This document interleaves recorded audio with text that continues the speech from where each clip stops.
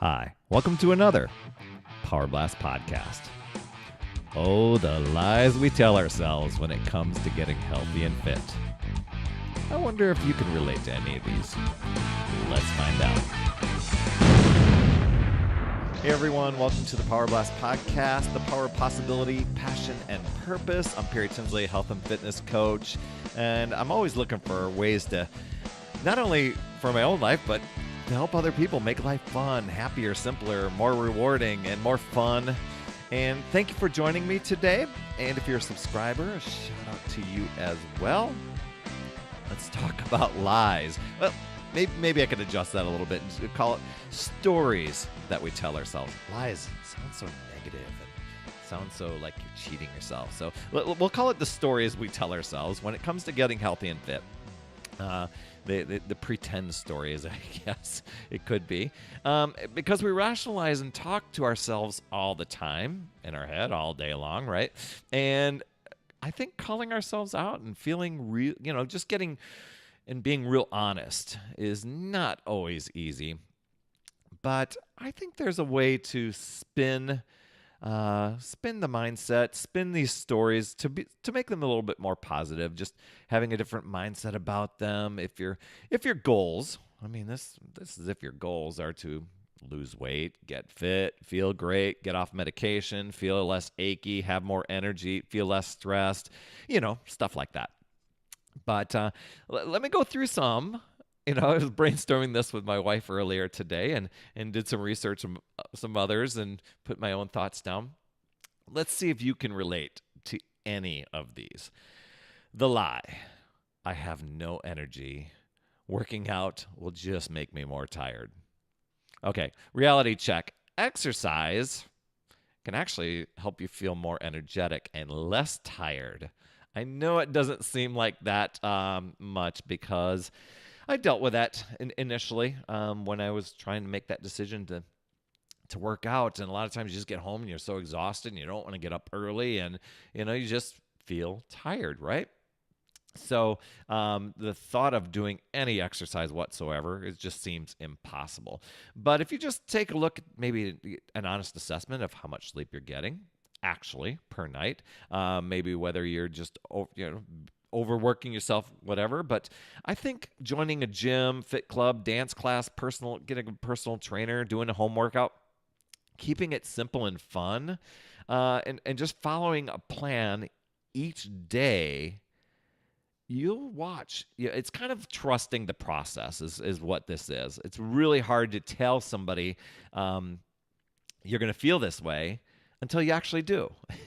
And so it's back when I was a 2-pack-a-day smoker. I knew that the possibility of me feeling better was going to happen, but I wasn't in that world yet. And so I knew the health benefits. I just chose not to. So I had to trust the process when I weaned myself off of that and chose other healthier habits. And so that's the way I look at it with when it comes to working out. You're just going to have to trust the process on that one. Do one day at a time and just watch what happens and watch your energy soar. There's so many testimonials out there that you can't deny that it's not going to happen to you. So that way. Okay, the lie. I'm too old to work out. Things are out of hand and it's just too late to start. Hello, have you heard the tagline for this podcast? It's never too late. You can turn back. While you can't turn back the hands of time necessarily, getting older is inevitable, but aging is optional. And using your age as an excuse doesn't really exempt you from physical activity. Exercise becomes even more important, I think, as we get older, and it prolongs that deterioration of flexibility, stability, and strength. You've seen hopefully you've seen some testimonials out there, but there are people a lot older than me that are just starting on their fitness journey. My mom and dad, for one, they started when they were 66, and they feel phenomenal, and they've blown their doctors away. They took it as a challenge. They said, you know what, I'm going to do this. So I think a lot of times we can give in to certain things and feel this is just the way it's supposed to be. But if you step back and say, you know what, there's things I can control. I'm just choosing not to. But if I chose to do it and chose to reverse that, great things could happen. The lie: I'm too busy to work out. I can't find the time in my schedule. OMG, that's a big one. That's a big one because, for most people, it's a matter of just shifting priorities. I know, easier said than done, right? But we all of us have 1,440 minutes to a day. And so the recommendation, whether you'll do this or not, but the recommendation is just to do a time audit on yourself and write down, for 7 days, possibly do this time audit and write down every activity that you do and how long you're spending on it. And then after a week, step back and see where can you carve out 10 to 25 minutes. If you just avoided, for a lot of people, if you just avoided TV and social media or procrastination or possibly just got up 20 minutes earlier, you'd have that story dispelled. The lie: I'm bored with my workout. Okay, this can happen, but if you don't enjoy the workout that you're currently doing, maybe just go and work out at a gym or switch things up, go and do workouts outside. Or if you hate the treadmill, for a long time, it wasn't the treadmill, it was this little stepper, this Reebok stepper that we had. And I would say, I'm just going to watch TV while I'm on this stepper. That'll entertain me. I'll tell you what, those TV shows became seemingly way too long. They were like, oh my gosh, it's an hour long, and it's only a half-hour show. But it seemed to take forever because I was bored. I was bored with that. So if you don't like that, maybe try spinning. Maybe go to a class instead. And just keep trying different things until you find that thing that interests you. It's not, you don't have to be stuck in one program or one set of ways to work out. There's so many different ways that you can exercise and move the body. Is getting up and walking around is a big one. I love that thing's built into the iWatch now, the new Apple Watch that it alerts you, says, stand up. And then you go for a walk, get outside, jog, those sort of things. Just as little reminders. Maybe you need to get an app that just kind of kicks you in the rear and gets you going to help you solve that boredom. The lie. Okay, and I batched a few of these into this one. I'll pig out now and I'll start clean eating on Monday. Or I deserve this. I've had a rough week. Or I'm stressed. Fries will comfort me. Okay, maybe not fries, but whatever you want to pop in there. I don't feel guilty about it. I'll work it off tomorrow. Okay, this is a common one. And the problem is, once you say it once to yourself, it becomes easier to say again and again and again. Before too long, it just becomes part of your mentality, right? But having a realistic eating plan, and notice I didn't say diet, you can get back to, the next day if you feel that you had a slip up or you had one of those moments, right? It's a mindset, and you have to have something that's sustainable, a sustainable eating plan that you can do without dieting, without depriving. I know a lot of people that they'll fall off track and then feel that they have to do this massive splurge, or I'm switching to keto diet, or I'm switching to this diet, or I'm switching to this. And these drastic shifts, while they may give you some benefit temporarily, I think always looking for the thing that's sustainable. Now, I know that some of those programs that people are doing, they started it and they've got great results and they keep going. They found it sustainable. They can do that. That's awesome. Okay. But something that if you fall off, you can get right back on and not feel any guilt about it. That's it. We look at things as having a treat. If something went down and you're like, man, I'm consciously going to have this, not cheating on something. It's having a treat without the guilt. And for stuff like this, I can mentor you through that thinking and to set yourself up for constant success and weight loss, if that's your goal. I have an entire program that revolves around that. But it is a mindset thing. And if you find yourself splurging, and feeling guilty about it, a friend of mine just said, drop the fork. Just drop the fork and step away, okay? The lie, I don't have time to cook. Okay, some people love cooking, some people don't. But actually, if you have time to sit down at a restaurant and, think of all the time, the travel time to get there, the wait time to get your table, the sit down time, while it's great to be treated by people, you add up that amount of time, you could have had a healthy meal prepared really quickly. Eating from your own kitchen table is way more than just a time saver. It saves money, saves calorie, it saves sodium and salt and all the extra additives that some restaurants have. I have some great, simple, healthy meal prep tips and videos that can help you in that arena. So if you want some of those, you can email me, perrytinsley@gmail.com. And I'm not saying that there's nothing wrong with going out to eat, mind you. I mean, I love doing it myself. But I even have some tips on when you do go out to eat, what you can do if you want to kind of stay within your plan or a healthy eating lifestyle, how to master that menu to where you still feel like you're getting the full awesome experience, yet not coming home feeling guilty or bummed out that you made certain choices, because there didn't seem to be the offerings that you were hoping to see or whatever. So bottom line is that cooking at home does allow you to, take back control of your waistline, your health, your vitality, and it's really well worth your time. And there's really, really some great easy shortcuts that can do it.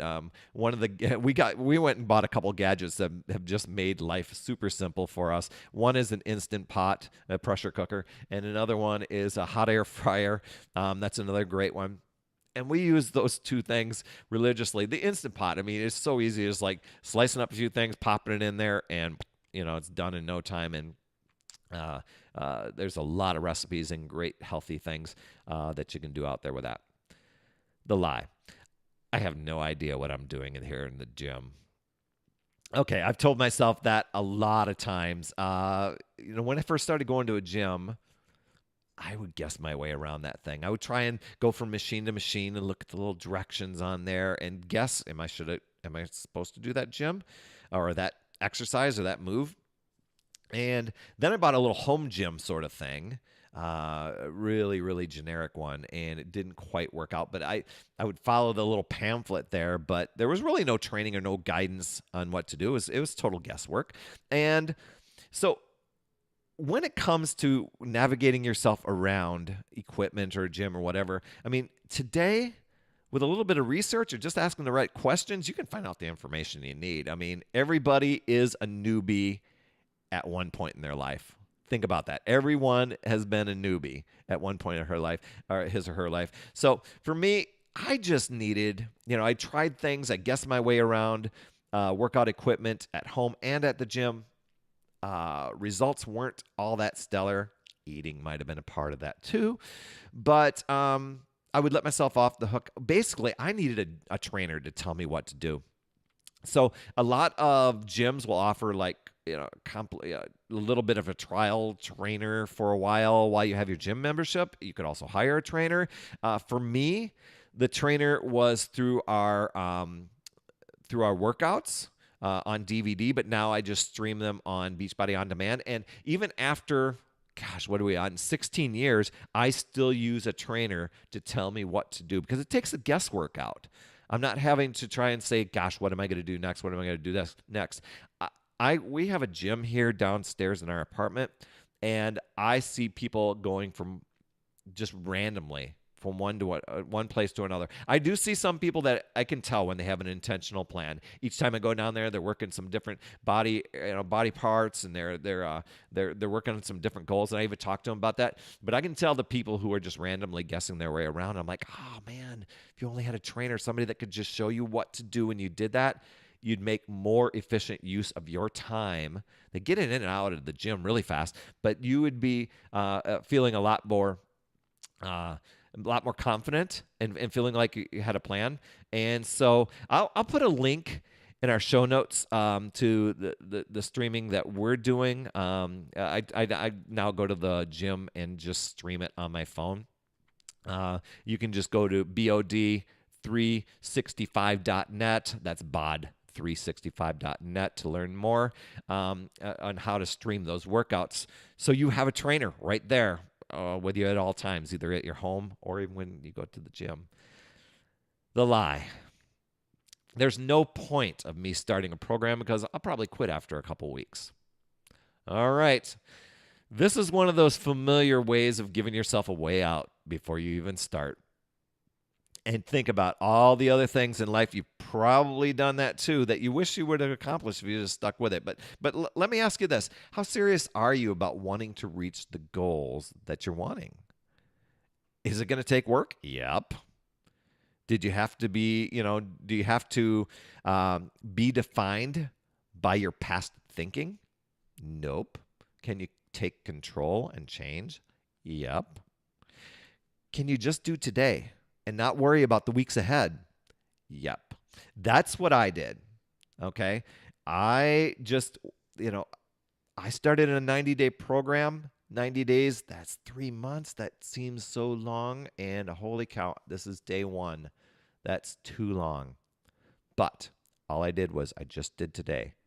X on the calendar. Next day, I'm just doing today. What do I do today? This. X on the calendar after I'm done. Next day, okay, I'm sore. I'm showing up. Just do today. X on the calendar.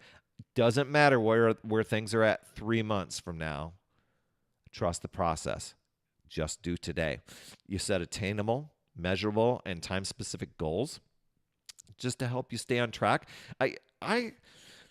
Recently, I've learned to kind of change my mindset shift. A lot of times people will think, gosh, I have 50 pounds to lose. I have 30 pounds to lose.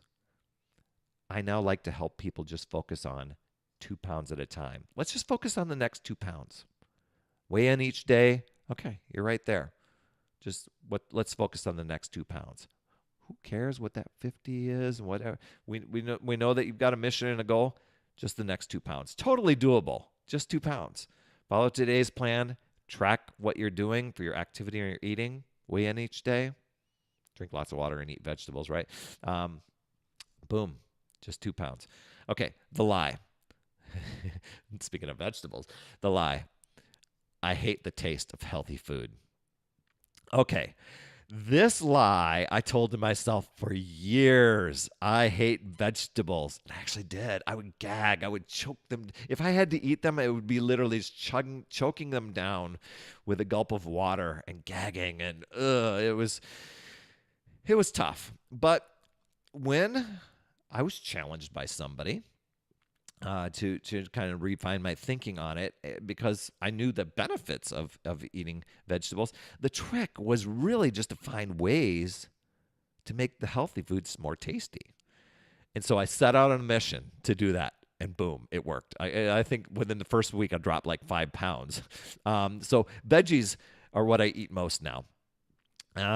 So I'm making filling superfood smoothies with those ingredients, and they taste like a milkshake. That's one way. I put my favorite recipe. I'll put my favorite recipe for that smoothie in the show notes here. Creating a stir fry. That's where I started with creating a stir fry. I actually couldn't stand the broccoli, so I picked that out. But the other vegetables I kept in.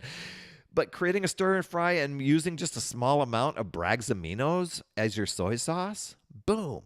Or finding a healthy dressing recipe, making your own dressing, or using a healthy salsa to add to salads or veggies, boom. And I recently discovered zoodles, that zucchini where you use like a spiralized the zucchini and make spaghetti, or even cauliflower rice that we use now to make pizza crusts. I told you about our air fryer. We use our air fryer for Brussels sprouts. Oh my gosh, I make Brussels sprouts now, but they're good. And we just found a way to enhance them. So my parents just can't believe how I eat nowadays. But I have a lot of ideas to flavor things up because this was a big lie, a big story that I struggled with for a long time. So, but you can search for healthy recipes online and just be creative with that. This is a matter of flavoring up things. The lie, I can't afford to eat healthy. I've heard this one and even contemplated this one too. Eating healthy on a budget is really actually very achievable. Buying fruits and vegetables that are in season, loading up on less expensive fruits and vegetables like bananas, apples, pears, pineapples, peaches, lettuce, greens, broccoli, summer squash, carrots, those sort of things. Like the stir fry example I said, add some diced chicken or lean beef, and then you got a really good, delicious stir fry for a couple people for really pretty inexpensive.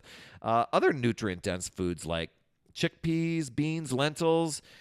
Here's a tip. If you do have an Instant Pot, you can get the bagged version, the dry beans.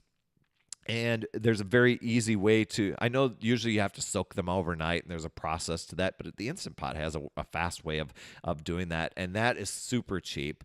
Whole grains like oats, brown rice, pasta.